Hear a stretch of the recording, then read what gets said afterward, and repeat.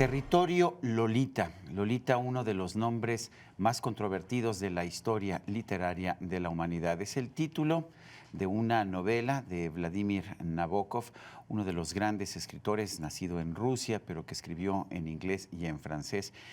El problema es el personaje, una niña que no es una niña nada más, sino que tiene un gran sentido de la sexualidad y de la sensualidad. Y esto ha inquietado a generaciones de lectores y de públicos desde que salió publicada Lolita originalmente. Hoy tengo un libro aquí conmigo, es un ensayo sobre varios personajes, sobre estas ninfulas como la propia Lolita, que pues inquietan muchas veces a los viejos.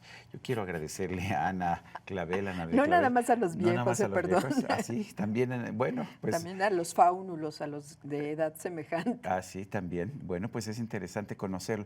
A ver, cuéntanos, esto es un ensayo, pero nos has ofrecido literatura muy erótica. Yo me acuerdo mucho de Las violetas son flores del deseo, pero ahora tienes un ensayo sobre una novela que para muchos fue de las novelas más importantes del siglo XX, que la trataron de prohibir, no se prohibió, pero que yo tengo dudas de que se hubiera podido publicar incluso ahora, sí. Pues bueno, ahora sí que los temas uno cuando está en esa elaboración más profunda no los escoge. Yo digo que hay por allí un asunto de las sombras. Dice Coetzee en una novela muy hermosa sobre una escritora octogenaria llamada Elizabeth Costello, que en realidad los escritores somos secretarios de lo invisible. Y en ese sentido yo digo que luego esas sombras, ¿no? Ahí están murmurándote y te hacen andar por senderos. ¿Y el tema de la ninfula, de esta Lolita, se impuso sobre ti? ¿Te obligó a escribir sobre ella? Sí, porque de hecho, por ejemplo, como bien mencionabas, con Las violetas son flores del deseo, en la que yo trabajo la voz masculina de un padre que de pronto se descubre deseando a una hija prepúber y que ritualiza su deseo precisamente a través de las violetas, una serie de muñecas que vienen de la tradición del gran escritor uruguayo Felisberto Hernández con las hortensias. Entonces, allá digamos que de pronto me topé con el personaje de la ninfula, con esta Violeta, que era la hija de Julián Mercader, el personaje que narra su historia. Después, por un periodista muy atento que leyó con mucho interés Las violetas, me decía, bueno, ¿y dónde está la voz de Violeta? ¿No? No sé si lo recuerdas, es un periodista llamado Sergio Sarmiento. Me suena. Y que de pronto me dijo, bueno, sí, recreaste, hiciste una exploración en ese mundo, pero ¿qué hay de Violeta? ¿No? Y un poco se me quedó esa idea y trabajé posteriormente, Las ninfas a veces sonríen, no solamente en la etapa de la ninfula, sino en un registro de la voz de una mujer que se concibe a sí misma como diosa y de pronto es una educación de su sensualidad, de su aprendizaje a través de los sentidos y por supuesto tiene su etapa de ninfula. Entonces por ahí un poco más lo volví a desarrollar. Cuéntanos un poco acerca de Lewis Carroll. La gente no conoce, la gente sabe quién es Nabokov, me imagino, pero tampoco tiene la conciencia de quién fue Lewis Carroll. Bueno, acá a lo mejor de pronto no tienes la conciencia realmente a un nivel generalizado de quién es Nabokov, pero sí conoces, has oído hablar de la Lolita, ¿no? Es un poco como Romeo y Julieta, que a lo mejor no conoces a Shakespeare, pero conoces a los personajes. Y en ese sentido es cuando se puede hablar de que realmente construiste un clásico, ¿no? Y Lolita lo es a partir de 1955. En el caso de Carroll, sabemos a lo mejor no del nombre de Carroll, pero sí de Alicia en el País de las Maravillas, ¿no? Lo interesante de Carroll es que tenía, el reverendo Dodson tenía una fascinación por las niñas. Esto es innegablemente un hecho, pero ahí hay una cuestión que es como delicada, porque es muy fácil catalogar y condenar cuando no sabemos hasta dónde ha llegado el límite de esa fascinación. De hecho, no hay indicaciones de que haya habido ningún tipo de abuso, pero la fascinación ahí está, esa la expresó siempre. Pero eso es muy interesante, por eso a mí el tema, aunque ahora en estos días suene espinoso, me resulta muy interesante, porque una cosa es la fantasía y el deseo y otra cosa es cómo lo ritualizas, cómo lo sublimas o no.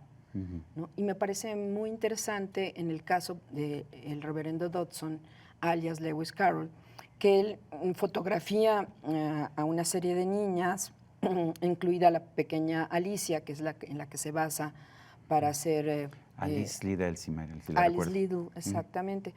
Y bueno, él tiene esta fascinación porque hay por ahí estudios muy interesantes de Borges, de Leng Zizou, de otros fotógrafos como Brassai, donde hablan de qué era lo que estaba detrás de esta fascinación por las pequeñas.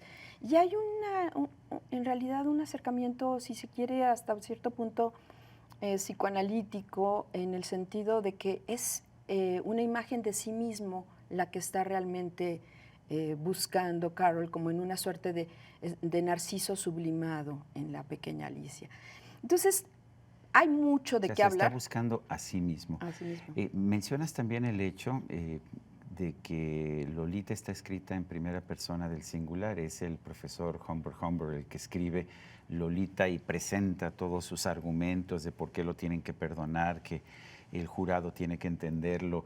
Y también falta a veces la voz de Lolita, de alguna manera, ¿no?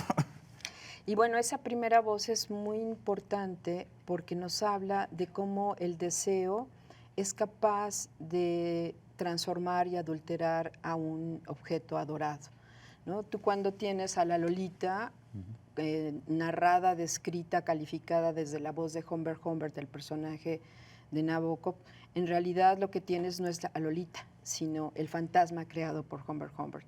Y eso es un fenómeno digno de llamar la atención porque Nabokov hace un trabajo de construcción verbal tan estupendo que poco a poco te vas viendo envuelto en las redes verbales de esa seducción que el personaje de Humbert Humbert le atribuye a Lolita, ¿no? Pero la interioridad de esa Lolita, más allá de la mirada deseante que de alguna manera la falsifica, eso casi no lo sabemos. Y eso fue un hallazgo muy interesante porque a la hora de ver, por ejemplo, el personaje de Carroll, a la hora que fotografía a Alicia, y nuevamente tenemos la mirada desde fuera, pensar en cómo de pronto de la niña idealizada o la niña llevada a un estereotipo comercializable, la enfant terrible, el asunto de sexualizarla y un poco por ahí tamizar o disfrazar el deseo, digamos, que adultera de parte del deseante o del amante o del cazador furtivo, como es Humbert Humbert. En realidad se ha explorado poco el universo de la interioridad de la ninfla. Y eso fue un gran hallazgo que yo no me había dado cuenta que eso pasaba. Bueno, lo curioso del caso es Lolita en particular o algunas de las ninfulas que tú tratas, pero recuerdo mucho el caso en particular de Lolita. Nunca está consciente del efecto que tiene en Humbert Humbert o en otros hombres. Un poco como que juega, no se da cuenta, tampoco le presta mucha atención al sexo. Recuerdo que cuando finalmente la posee el profesor, su gran decepción es que ya alguien había estado con ella. Y además ni siquiera, bueno, alguien con experiencia como él, ¿no? Alguien Sino otro adolescente, otro adolescente, ¿no? sí. Otra suerte de faunulo. Y bueno, regresando al asunto de Carroll, a mí lo que más me llamó la atención es cómo a la hora que el reverendo Dodson ahora es juzgado en nuestros días y de pronto se le acusa de asuntos pederastas, está esta parte donde en realidad, hasta donde sabemos, él ritualizó su deseo. Escribía, tomaba fotografías y entonces encontró vehículos para sublimarlo, ¿no? Y en ese sentido me parece arriesgado lanzar acusaciones semejantes porque el deseo es un asunto que de pronto queremos normar y queremos poner con candados y no creo que sea la manera en que realmente podemos ayudar a ritualizarlo.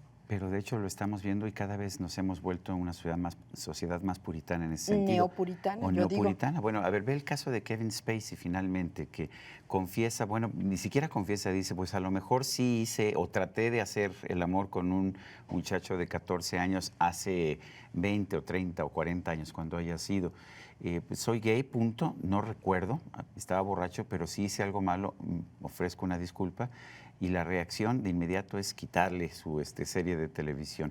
O sea, no nos hemos vuelto demasiado sensibles ante ese tema. Cuando vemos las narraciones de los griegos, vemos que, pues, que era considerado lo más normal, la relación o entre un joven y un adulto, o entre casi niñas y adultos también. Sin embargo, hoy ya no podemos con eso, ahora lo marcamos de inmediato. ¿Qué ha pasado en la sociedad? Dicen que hemos trasladado el asunto del juicio religioso a una suerte de juicio interior hacia nuestros prójimos. Ya no es Dios el que nos juzga, sino ahora nosotros a través de las redes tenemos el poder, ¿no?, de señalar y estigmatizar. ¿Qué te llevó a ti al territorio Lolita?